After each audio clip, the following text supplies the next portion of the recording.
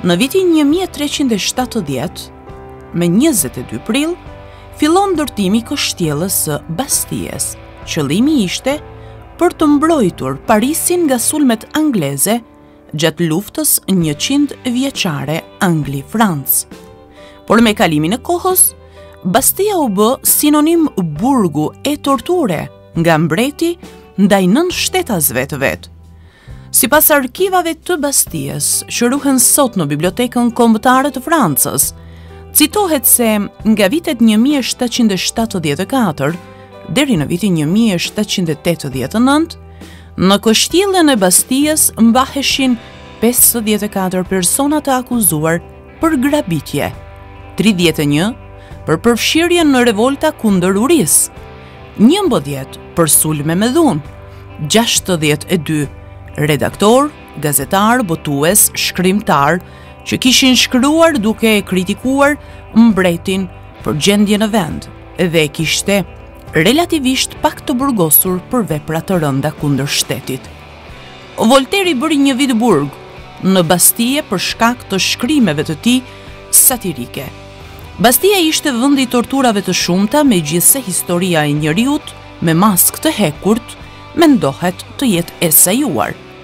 Pas rënjes së Bastijes, pajisjet metalike të torturave, përfshirë këtu zinxhir e pranga u shkrin dhe me to u krijua një altar. Bastia u bë simbol i fuqishëm i Republikës Franceze gjatë shekullit të 19 dhe dita e rënjes së saj festohet që nga viti 1790. Çelësi i kështjellës së Bastijes i është dhuruar George Washingtonit në vitin 1790.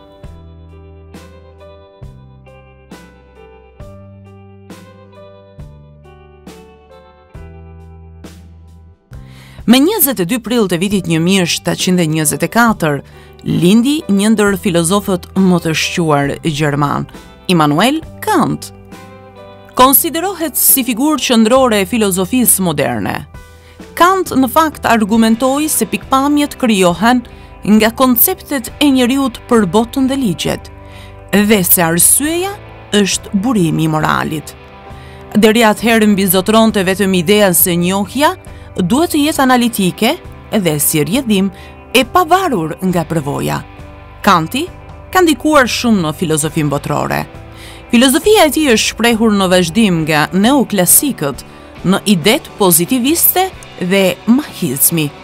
Kanti ishte personi i cili hartoi për herë të parë prezumimin e pafajësisë për të gjithë njerëzit, e shprehur edhe në nenin 30 të Kushtetutës së Republikës së Shqipërisë, ku thuhet qartë se kushdo quhet i pafajshëm përderisa nuk i është provuar fajësia me vendim gjyqësor të formës së prerë.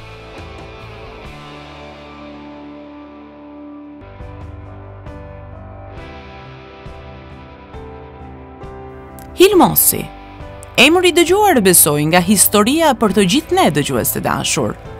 Burri i madh i kombit shqiptar i pakursyeshëm për shqiptarinë. Data 22 prill është dita e lindjes së Hilmosit. Ai ishte poet, luftetar e publicist, patriot e demokrat, figurë politike e njohur e periudhës para e pas pavarësisë. Pjesë e brezit të dytë të rilindësve shqiptar, adhetar i shquar i cili luftoi për idenë kombëtare. Mësimet e para Hilmosi i bëri në vendlindje në Shkodër, ndërsa studimet e mesme në Austri. Ai ishte pjesëmarrës i Kongresit të Manastirit dhe antar e veprimtar i Komitetit të Kryengritjes së Malësisë së Veriut, ku luftoi edhe me armë në dorë. Drejtoi disa organe shtypi dhe krijoi mjaft shoqata i kluba adhetare.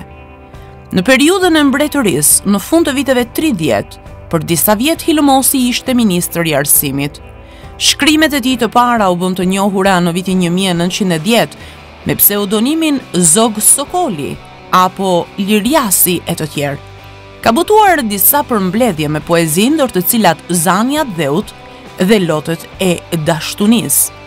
Në lirikat i këndoi mallit për vendlindjen dhe dëshirës së flakt për të parat dhe unë e lirë. Mjaft prej poezive lirike të Hilmosit gjetën vend në repertorin e këngëve popullore shkodrane.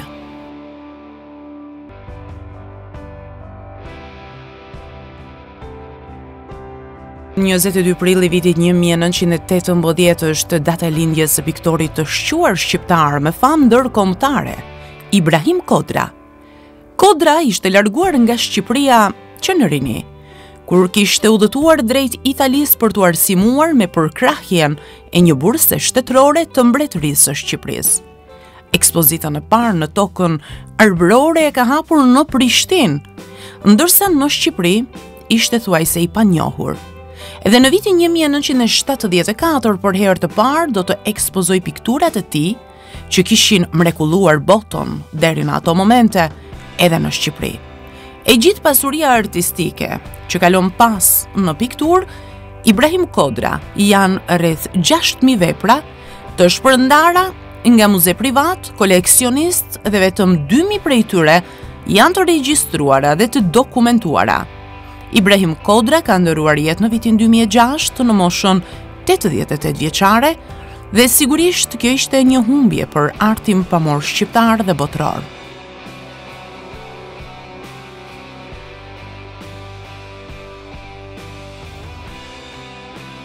Njëzet vite më parë ka ndëruar jetë në moshën 81 vjeçare nga një goditje në tru ish presidenti Richard Nixon. Nixon kujtohet si presidenti vetëm amerikan i cili ka dhënë dorëheqjen nga detyra. Nixon u tërhoq në vitin 1974 në mes të mandatit të tij të dytë që të mos përballej me fajsim për përpjekjet për të mbuluar aktivitetet e paligjshme nga anëtarë të administratës në skandalin Watergate.